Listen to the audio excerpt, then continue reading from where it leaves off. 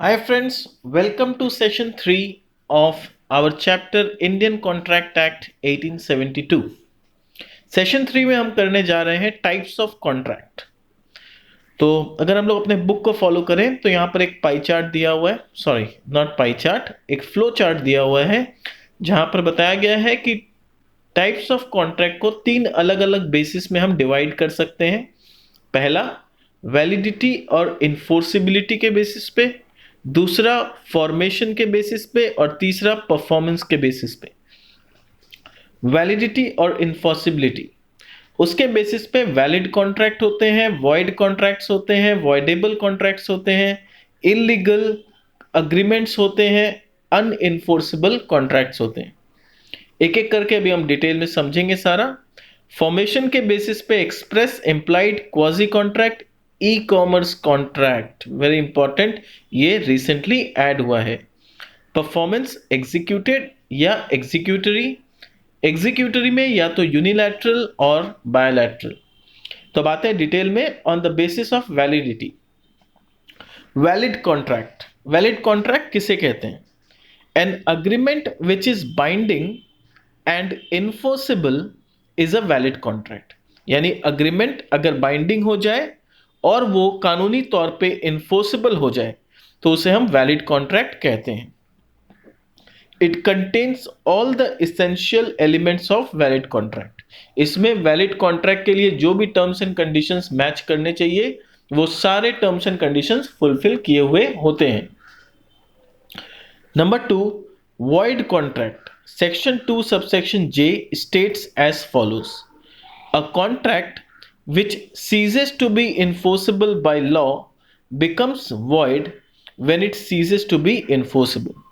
यानी एक कॉन्ट्रैक्ट है जिसने आपने अग्रीमेंट तो बना लिया पर उसे अगर कानूनी तौर पे इन्फोर्स नहीं करा सकते तो वो void है। यानी कानून यानी court of law is not going to support that agreement, या फिर पहले वो अग्रीमेंट कॉन्ट्रैक्ट बन चुका था पर किसी वजह से there is change in the law, कानून में किसी तरह का कोई चेंजेस आ गया और उस चेंज की वजह से ऐसा कॉन्सिक्वेंस हुआ कि अब वो कानूनी तौर पे वैलिड नहीं है, यानी वो वॉइड मान लिया जाएगा।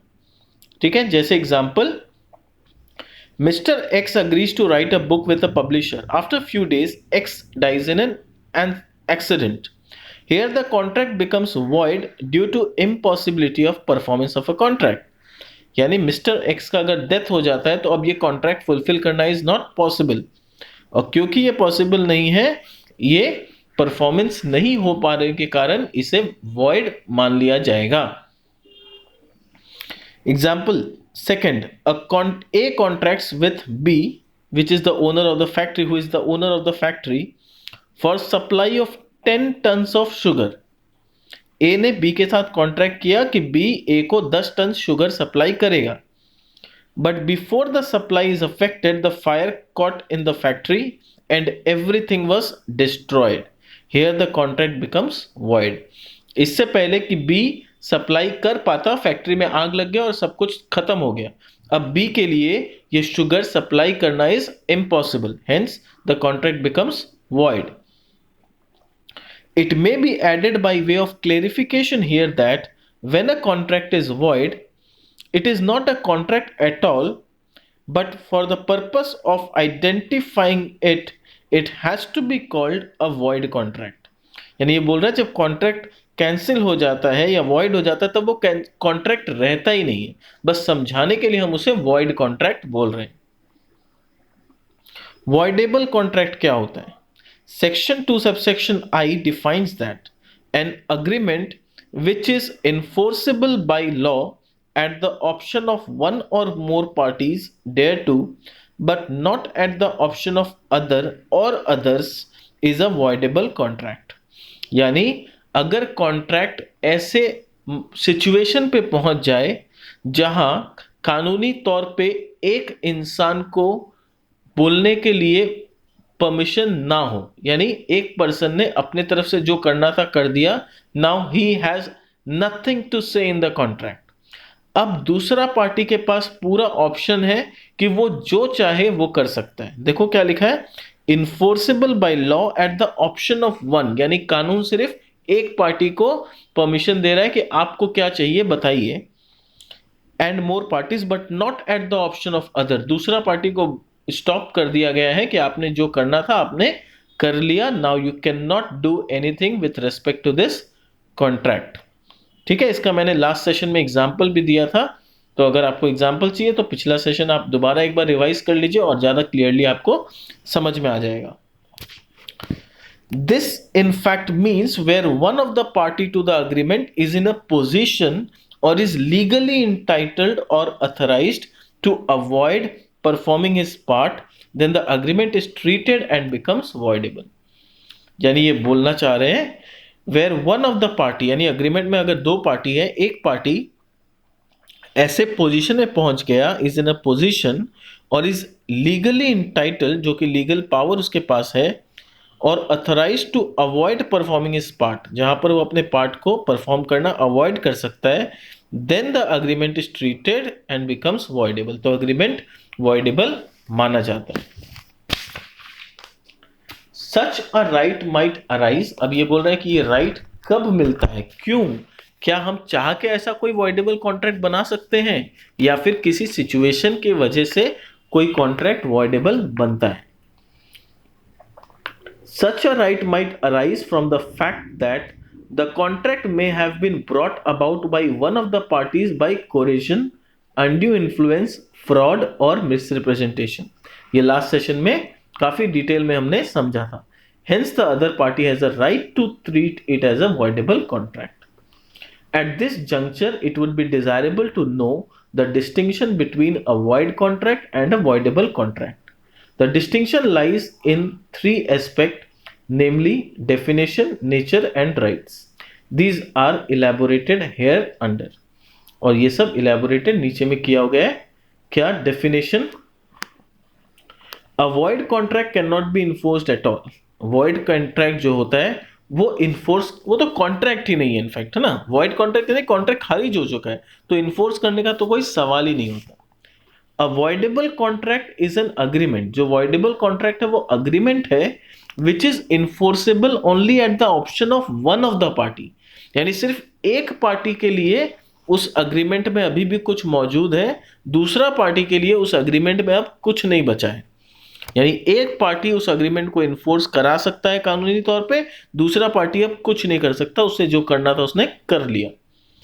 Which is enforceable only at the option of one of the party but not at the option of other। Therefore, enforceability or otherwise divides the two types of contract। इसीलिए ये enforceability है जो कि void और voidable contract को differentiate करता है। एक में है कि दोनों पार्टी इन्फोर्स नहीं करा सकते, और दूसरा voidable में है कि एक पार्टी इन्फोर्स करा सकता है और दूसरा नहीं। नेक्स्ट, नेचर का अगर बात करूं, by nature a void contract is valid at the time when it is made but becomes unenforceable and thus void on account of subsequent developments or events like supervening impossibility, subsequent illegality etc। ये बोल रहा है कि nature में क्या होता है कि जो void कॉन्ट्रैक्ट है वो हमेशा से void नहीं है, कभी कोई इंसान void कॉन्ट्रैक्ट नहीं बनाता। वो कॉन्ट्रैक्ट पहले कभी वैलिड हुआ करता था, जब वो बना था तब वो मोस्ट प्रोबेबली वैलिड था, पर बाद में फ्यूचर में ऐसे कुछ इवेंट्स हुए जैसे कि सुपरवेनिंग इम्पॉसिबिलिटी, कि पहले वो काम करना पॉसिबल था, बाद में उसका डेथ हो गया किसी पार्टी का, तो अब वो इम्पॉसिबल हो गया करना। सब्सिक्वेंट इलीगलिटी, सब्सिक्वेंटली काम कुछ ऐसा हो गया कि वो इलीगल हो गया etcetera. Repudiation of voidable contract also renders contract void. ठीक है, और वॉइडेबल कॉन्ट्रैक्ट में अगर जिस पार्टी के पास इन्फोर्स करने का ताकत है उसने इस पावर को गिव अप कर दिया, रेप्यूडिएट कर दिया, गिव अप, तो भी ये कॉन्ट्रैक्ट क्या हो गया, वॉइड। एक जन के पास तो बोलने का पावर था ही नहीं, दूसरा के पास था, उसने भी अपना पावर फोरगो कर दिया, गिव अप कर दिया, तो ये क्या हो गया, contract becomes void. Similarly a contingent contract might become void when the occurrence of the event on which it is contingent becomes impossible। एक contingent contract भी void बन सकता है, तो पहले समझना होगा contingent contract क्या होता है। कंटिंजेंट कॉन्ट्रैक्ट को मैं एक एग्जांपल से समझाता हूं। इसका एग्जांपल ले तो इंश्योरेंस। इंश्योरेंस में क्या होता है, हम ऐसे कॉन्ट्रैक्ट में एंटर करते हैं कंपनी के साथ कि अगर मेरे गोडाउन में बाई चांस आग लग गया तो जो नुकसान होगा उसका भरपाई इंश्योरेंस कंपनी करेगा। राइट और रॉन्ग? इसको बोलते हैं फायर इंश्योरेंस कॉन्ट्रैक्ट। पर कब करेगा? अगर आग लग गया तो।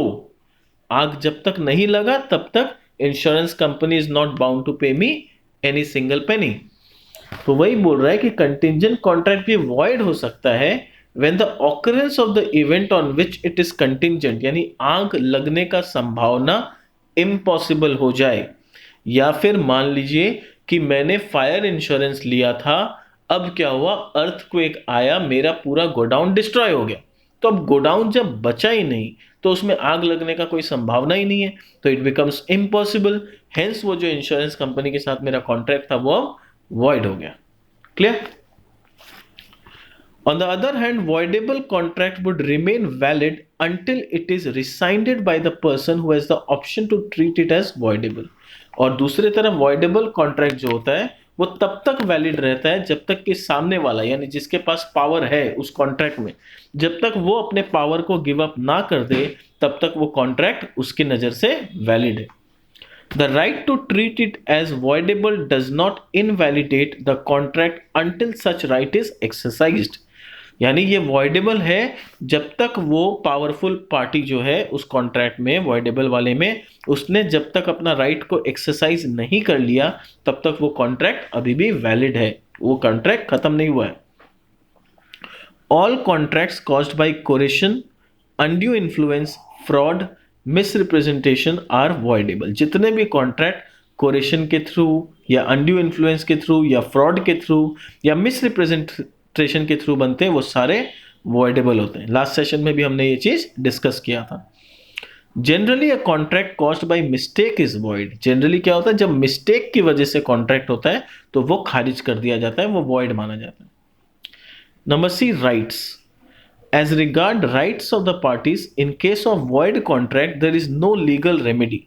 void contract के केस में पार्टी लोग के पास कोई legal remedy नहीं है for the parties, as the contract cannot be performed in any way, क्योंकि वो contract अब हो ही नहीं सकता। In case of voidable contract, the aggrieved party has a right to rescind it within the reasonable time। और voidable contract में क्या होता है, जो aggrieved party है यानी जिसके पास अभी भी पावर है वो इस कॉन्ट्रैक्ट को रिसाइन कर सकता है with in the reasonable time. If it is so रिसाइंडेड it becomes void. अगर वो गिव अप कर देता है अपना पावर तो वो वॉइड हो गया। If it is not रिसाइंडेड it is valid. और अगर वो रिसाइन नहीं करता है तो वो कॉन्ट्रैक्ट अभी भी वैलिड कॉन्ट्रैक्ट है। Difference can be summarised as under. यहां पर डिफरेंस कॉलम वाइज दिया है, मैंने ऑलरेडी आपको समझा दिया है तो एक बार आप रीड कर लो, आप सबको अच्छा से समझ में आ जाएगा। Coming to point number 4, illegal contracts. Illegal contract क्या होता है? It is a contract which the law forbids to be made. यानी वॉइड में क्या था, वॉइड में कानून उसको इन्फोर्स नहीं कर रहा था, सपोर्ट नहीं कर रहा था। इलीगल में क्या है, कानून में साफ साफ बोला गया है you are not allowed to make such agreement. आप ऐसा कॉन्ट्रैक्ट बनाने का सोच भी नहीं सकते हो। Even if you do it you will be punished. The court will not enforce such a contract but also the connected contract। very important। तो कोर्ट क्या करेगा, इसको तो वो इन्फोर्स करेगा ही नहीं एनीवे, इससे कनेक्टेड यानी इससे कनेक्टेड अगर कोई कोलैटरल कॉन्ट्रैक्ट भी है तो वो भी वॉइड माना जाएगा। All illegal agreements are void. Very important, please mark, all illegal agreements are void. जितने भी इलीगल होते हैं वो सब वॉइड है, but all void agreements are not necessarily illegal. पर जो भी वॉइड है वो इलीगल हो ये जरूरी नहीं है। मान लीजिए ए और बी ने कॉन्ट्रैक्ट किया, बी का डेथ हो गया तो कॉन्ट्रैक्ट वॉइड हो गया, इसमें इलीगल वाला तो कोई बात नहीं है। तो ये वॉइड है पर इलीगल नहीं है। तो वही बोल रहे हैं all illegal are void but all void are not illegal. Example के तौर पे, कॉन्ट्रैक्ट दैट इज इमोरल और oppose to public policy are illegal in nature. जो कॉन्ट्रैक्ट इमोरल है और पब्लिक पॉलिसी को अपोज में है, oppose to public policy, are illegal in nature. Similarly, if R agrees with S to purchase brown sugar, it is an illegal agreement. अगर R agree करता है S के साथ कि मैं तुम्हारे से ब्राउन शुगर खरीदूंगा, तो ये अपने आप में एक इलीगल अग्रीमेंट हो गया, क्योंकि brown sugar is not allowed. According to section 2 subsection G, the Indian contract act, an agreement not enforceable by law is void. जो भी अग्रीमेंट को कानून सपोर्ट ना करे वो void. The Act has specified various factors due to which an agreement may be considered as void agreement. Act ने बहुत सारे फैक्टर्स बताए हैं जिसके जरिए कोई भी कॉन्ट्रैक्ट void हो सकता है. One of these factor is unlawfulness of object and consideration of contract. उसमें से एक फैक्टर है कि अगर आपका ऑब्जेक्ट अनलॉफुल हो जाए या आपका कंसिडरेशन अनलॉफुल हो जाए तो ये कॉन्ट्रैक्ट void हो जाएगा. That is illegality of contract which makes it void. यानी कॉन्ट्रैक्ट में अगर कुछ भी चीज इलीगल के दायरा में चले जाए तो वो ऑटोमेटिकली वॉइड है. The illegal and void agreement differ from each other in following respect. अब वॉइड और इलीगल में डिफरेंस क्या है? पहला, इसको थोड़ा टेबल से पढ़ते हैं, ठीक है. स्कोप वाइज अगर बात करें तो void agreement is not necessarily illegal, और इलीगल में क्या है? An illegal agreement is always void. Nature, void is not forbidden under law, illegal are forbidden under law. Punishment, void में parties are not liable for any punishment. अगर आप void agreement करते हो तो आपको कोई पनिशमेंट नहीं मिलेगा, इट्स जस्ट दैट कि लॉ आपको सेल्फ सपोर्ट नहीं करेगा. इलीगल अग्रीमेंट में क्या होता है? Parties to illegal agreements are liable to punishment, आपको पनिशमेंट मिलेगा. Collateral agreement, it's not necessary that agreements collateral to void agreement में ऑल्सो बी वॉइड. अब ये बहुत इंपॉर्टेंट और ध्यान से समझने का है कि अगर अग्रीमेंट वॉइड हो जाता है तो उससे collateral events are not void. पर इलीगल में क्या होता है? Agreements collateral to the illegal agreements are also void. एक सिंपल सा एग्जाम्पल देता हूं. मान लो कि आप एक इवेंट मैनेजमेंट का काम कर रहे हो. क्या कर रहे हो? इवेंट मैनेजमेंट का. मिस्टर ए और मिस्टर बी के फैमिली में, या फिर मान लो ए का और सी का शादी होने वाला है. आपको उनके इवेंट का काम दिया गया है. आपने पूरा इवेंट किया, सब कुछ किया. किसी वजह से शादी वाले दिन सी का डेथ हो गया, जिसके वजह से अब ये शादी कैंसिल. सी का डेथ हो गया, obviously impossibility, contract becomes void. Question आता है, आपको अपने इवेंट करने का पैसा मिलेगा? तो आपको इवेंट का पैसा मिलना चाहिए कि नहीं मिलना चाहिए? कानूनी तौर पे ऑफ कोर्स आपको इवेंट का पैसा मिलेगा, क्योंकि ए और सी के बीच में जो कॉन्ट्रैक्ट था वो वॉइड हुआ है. पर जो कोलैटरल कॉन्ट्रैक्ट था ए का आपके साथ या सी का फैमिली का आपके साथ, वो वॉइड नहीं हुआ है, वो अभी भी वैलिड है. तो आपको अपने इवेंट का पैसा जरूर मिलेगा. पर वही चीज मान लीजिए कोई इलीगल कॉन्ट्रैक्ट हो रहा होता और आप उसमें किसी एजेंट का रोल निभा रहे होते, तो अगर यह साबित हो जाता कि यहां कोई गैर कानूनी काम हो रहा है तो आपको वो इवेंट का पैसा, या आपने कुछ अगर मीडिएटर का काम किया है, उसके लिए कभी भी आप कानूनी तौर पे क्लेम नहीं कर पाते, क्योंकि इलीगल कॉन्ट्रैक्ट में जो कोलैटरल इवेंट्स होता है या कोलैटरल कॉन्ट्रैक्ट होता है वो भी वॉइड मान लिया जाता है, तो आपको उसका पैसा नहीं मिलेगा. पॉइंट नंबर 5, अनइन्फोर्सेबल कॉन्ट्रैक्ट किसे कहते हैं? Where a contract is good in substance, contract अपने जगह सब कुछ एक्यूरेट है, सब कुछ ओके है, but because of some technical defect, पर उस कॉन्ट्रैक्ट में कुछ ऐसा टेक्निकल डिफेक्ट आ गया है, for example absence in writing, लिखने में कुछ गड़बड़ी हो गया, barred by limitations. Bar by limitation का मतलब है कि जितने दिन तक वो कॉन्ट्रैक्ट वैलिड होना चाहिए था वो टाइम क्रॉस हो गया, ठीक है. वन और both the parties can not sue upon it, it is described as unenforceable. एक सिंपल सा मैं एग्जांपल देता हूं. मान लीजिए मैंने आपको कोई चेक दिया, चेक में अमाउंट सही रखा, फिगर्स में लिखा, वर्ड्स में लिखा, सब कुछ किया, चेक में साइन करना भूल गया। अब जब तक उस चेक में मेरा साइन नहीं है, क्या वो चेक आप बैंक में ले जाके पैसा उठा पाओगे? ऑफ कोर्स नहीं। तो यहां पर क्या हुआ, एक छोटा सा टेक्निकल डिफेक्ट होने के कारण वो जो कॉन्ट्रैक्ट बना था चेक देने के वजह से, वो कॉन्ट्रैक्ट वॉइड हो गया या फिर अनइनफोर्सेबल हो गया। इसे वॉइड नहीं बोलेंगे, इसे क्या बोलेंगे? It is unenforceable due to some technical defect.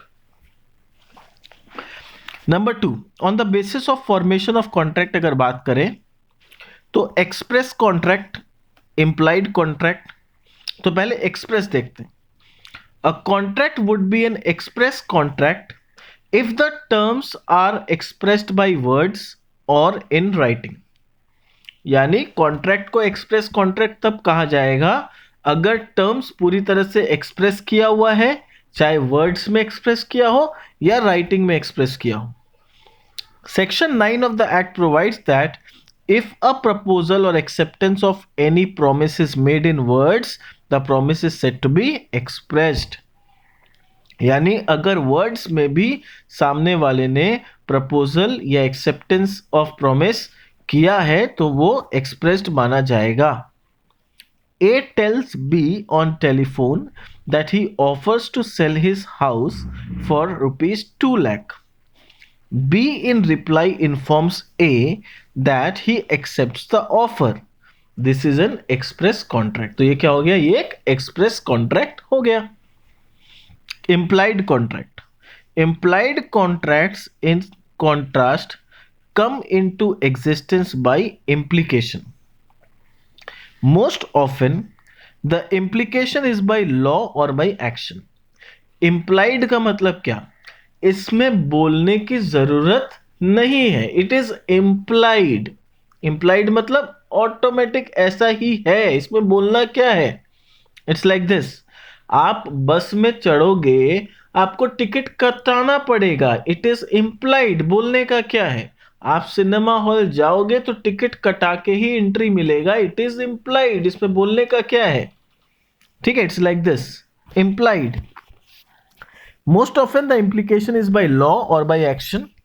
Section 9 of the Act contemplates such implied contracts when it lays down that insofar as such proposal or acceptance is made otherwise than in words, the promise is said to be implied. यानी simple सा बात है, express का उल्टा implied. अगर words में या writing में है तो एक्सप्रेस्ड, और अगर वर्ड्स या राइटिंग में नहीं है तो it is implied. Where a coolie in uniform picks up the luggage of A to be carried out of the railway station without being asked by A, and A allows him to do so, it is an implied contract, and A must pay for the services of the coolie detailed by him. तो ये क्या हो गया? Implied हो गया। ए का जब सामान वो कुली उठा रहा था, ए ने अपना सामान उठाने दिया उसे, ये अपने आप में इम्प्लाइड हो गया कॉन्ट्रैक्ट। ए अगर नहीं चाहता था तो बोल देता मत उठाओ भैया, मेरे को नहीं चाहिए कूली का सर्विस। कूली अपने मन से आया, ठीक है, माना, अपने मन से उसका सामान उठाया, बट ए को मना कर देना चाहिए था, उसने मना नहीं किया। ये अपने आप में एक सिंबल है कि उसने इस प्रपोजल को एक्सेप्ट किया। ठीक है, next, tacit contract. The word tacit means silent. Tacit का मतलब क्या होता है? Silent. Tacit contracts are those that are inferred through the conduct of parties without any spoken words or written. यानी tacit contract क्या है? Are those contract that are inferred from the conduct, यानी party के conduct से पता चलता है, उसमें कुछ बोलने का या लिखने का जरूरत नहीं है। A classic example of tacit contract would be when cash is withdrawn by a customer of a bank from the automatic teller machine, that is ATM. जब हम ATM से पैसा उठाते हैं तो उसमें कुछ बोलते नहीं है, बस कुछ बटन्स प्रेस करते हैं and the transaction is done. Another example of tacit contract is where a contract is assumed to have been entered when a sale is given effect to at the fall of a hammer in auction sale. Auction में क्या होता है? 2,01,000, 2,02,000, 2,03,000 टांग, यानी hammer fall किया, fall of a hammer से ये contract is done. कहीं कहीं पर घंटी बजा के कॉन्ट्रैक्ट इज डन। ठीक है, अगर मैं क्रिकेट का एग्जांपल लूं तो एम्पायर और बैट्समैन में किस तरह से कॉन्ट्रैक्ट चलता है, एम्पायर ने उंगली उठाई, बैट्समैन पेवेलियन को वापस चला गया, contract is done. This are all tacit contract, यानी जेस्चर्स के थ्रू अगर कोई और तरीका से हम कॉन्ट्रैक्ट करते हैं तो ये अपने आप में टैसिट कॉन्ट्रैक्ट कहलाता है।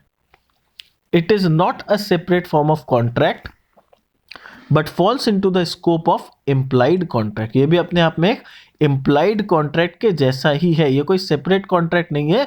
Tacit contract falls within the scope of implied contract, वो भी इम्प्लाइड कॉन्ट्रैक्ट के कैटेगरी में फॉल करता है। Next, quasi contract. A quasi contract is not an actual contract. Quasi contract actually कोई कॉन्ट्रैक्ट नहीं है, but it resembles a contract, पर यह कॉन्ट्रैक्ट के जैसा है। It is created by law under certain circumstances. ये लॉ क्रिएट किया है कुछ सर्कमस्टेंसेस के अंदर, ये सब जगह वैलिड नहीं है, it is valid only under certain circumstances. The law creates and enforces legal rights and obligations when no real contract exists। यहाँ पर कोई रियल कॉन्ट्रैक्ट एग्जिस्ट नहीं किया है, किसी ने किसी को ऑफर एक्सेप्टेंस ये सब कुछ नहीं हुआ है। लॉ ने फोर्सफुली इन्फोर्स किया है कुछ legal rights and obligations. Such obligations are known as quasi contract, और ये ऑब्लिगेशन जो लॉ ने फोर्सफुली अप्लाई किया है उसे हम क्वाजी कॉन्ट्रैक्ट कहते हैं। In other words, it is a contract in which there is no intention part of either party to make a contract but law imposes a contract upon the parties। यानी ये एक ऐसा contract है जिसमें दोनों party का आपस में कोई इंटेंशन नहीं है कॉन्ट्रैक्ट में एंटर होने का, शायद वो लोग एक दूसरे को जानते भी नहीं है, पर लॉ ने फोर्सफुली उन दोनों को कॉन्ट्रैक्ट के अंदर ला दिया है। Law is imposed a contract on those parties. जैसा कि एग्जाम्पल, इसका एग्जाम्पल बहुत इंपॉर्टेंट है, ध्यान से समझना। Obligation of finder of lost goods to return them to the true owner और liability of a person to whom money is paid under mistake to repay it back cannot be said to arise out of contract even in its remotest sense, as there is neither offer and acceptance or nor consent। These are said to be quasi contract। यानी दो example दिया गया है यहां पर। एक finder of lost goods, यानी imagine करो आप रास्ते में जा रहे हो, आपको किसी का आईडी कार्ड मिल गया, आपने उठा के अपने पास रख लिया, तो लॉफुली अब ये आपका जिम्मेदारी हो गया कि वो आईडी कार्ड जिसका है उस तक आप कैसे भी करके पहुंचाओ, दैट इज योर रिस्पॉन्सिबिलिटी। तो जैसे ही आपने वो आईडी कार्ड को उठाया, आपके और उस आईडी कार्ड होल्डर के ट्रू ओनर के बीच में एक अनसीन कॉन्ट्रैक्ट, जिसे हम क्वाजी कॉन्ट्रैक्ट कहते हैं, वो हो गया। Now it's your responsibility to return it back to the true owner. दूसरा, अगर बाई चांस किसी और का पैसा किसी ने आपको दे दिया है, मान लो आपका कोई फ्रेंड मिस्टर बी है, मिस्टर बी को कोई पैसा मिलने वाला था, किसी ने आपको वो पैसा दे दिया भूल से। नाउ इट्स योर रिस्पॉन्सिबिलिटी कि आप उस पैसे को मिस्टर बी तक पहुंचा दो। तो ये भी आपके और मिस्टर बी के बीच में कॉन्ट्रैक्ट हो गया। Number 4, E contracts. When a contract is entered into by two or more parties using electronic media or electronic means such as email is known as e-commerce contract। इसको हम लोग क्या कहते हैं? E-commerce contract। In electronic commerce, different parties or persons create network which are linked to other network through electronic data interchange system। यानी e commerce हम लोग सब जानते हैं ना, ऑनलाइन ट्रेडिंग जो हम लोग करते हैं, तो इसमें ज़्यादा कुछ डिटेल बताने का नहीं है। ई कॉमर्स में अलग अलग पार्टी नेटवर्क से जुड़े हुए हैं इंटरनेट के माध्यम से, और हम लोग ऑनलाइन परचेजिंग, सेलिंग बहुत कुछ करते हैं। This helps in doing business transaction using electronic mode, और इलेक्ट्रॉनिक मोड की मदद से हम बिजनेस ट्रांजैक्शंस करते हैं। These are known as EDI contracts और साइबर कॉन्ट्रैक्ट्स और माउस क्लिक कॉन्ट्रैक्ट्स। इसे हम इलेक्ट्रॉनिक डाटा इंटर कॉन्ट्रैक्ट बोलते हैं, या साइबर कॉन्ट्रैक्ट, या माउस क्लिक कॉन्ट्रैक्ट, कुछ भी नाम दो, ultimately it's about e commerce and electronic contract. Number 3, on the basis of performance. अगर हम परफॉर्मेंस के बेसिस पे जाए तो कितना प्रकार का कॉन्ट्रैक्ट है। पहला, executed. The consideration in a given contract could be an act of forbearance. When the act is done or executed or the forbearance is brought on record, then the contract is an executed contract. यानी simple भाषा में बात करूं तो जब भी contract होता है तो या तो प्रपोजल होता है कि आप मेरे लिए ये काम कर देना तो मैं आपको ये पैसा दूंगा, या फिर प्रपोजल होता है आप मेरे लिए ये काम मत करना तो मैं आपको ये पैसा दूंगा, या फिर होता है कि आप मेरे घर में सामान भिजवा देना मैं आपको पैसा दूंगा, समथिंग लाइक दिस, है ना। यही सब होता है कॉन्ट्रैक्ट। अब अगर कॉन्ट्रैक्ट था कि आप मेरे घर में सामान भिजवा देना मैं आपको पैसा दे दूंगा, आपने सामान भिजवा दिया, आपके तरफ से वर्क डन, टिक हो गया। मैंने आपको पेमेंट कर दिया, मेरे तरफ से टिक हो गया। दोनों जन ने अपना अपना ऑब्लिगेशंस अगर पूरा कर दिया, इसे कहते हैं executed contract, simple. Next, executory contract. Executory contract का बात करूं तो in an executory contract the consideration is reciprocal promise और obligations. Such consideration is to be performed in future only. Therefore, these contracts are described as executory. ये ऐसा contract है जो future में होगा। ठीक है, मैंने आपको बोला आप सामान भिजवा देना, मैं आपको पेमेंट भिजवा दूंगा, ना अभी सामान आया है ना पैसा गया है, राइट। यानी ये एग्जीक्यूटरी कॉन्ट्रैक्ट है, यानी ना आपने अपना ऑब्लिगेशन पूरा किया है ना मैंने अपना ऑब्लिगेशन पूरा किया है, दोनों ने अभी तक नहीं किया तो एग्जीक्यूटरी है। अब एक जो एग्जीक्यूटरी है वो यूनिलैटरल भी हो सकता है या बाइलैटरल भी हो सकता है। ना what is unilateral and what is bilateral?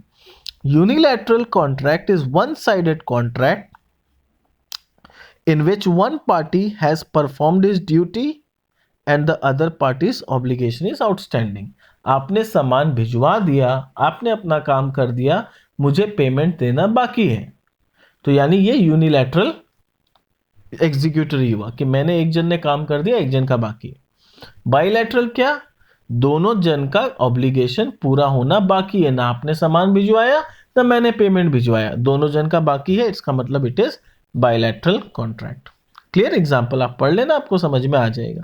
तो आज के सेशन में हम लोग यहीं तक रखते हैं। हम लोगों ने पढ़ा डिफरेंट टाइप्स ऑफ कॉन्ट्रैक्ट।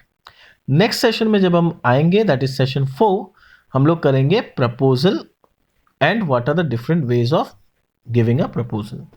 ठीक है, thank you for listening to my audio.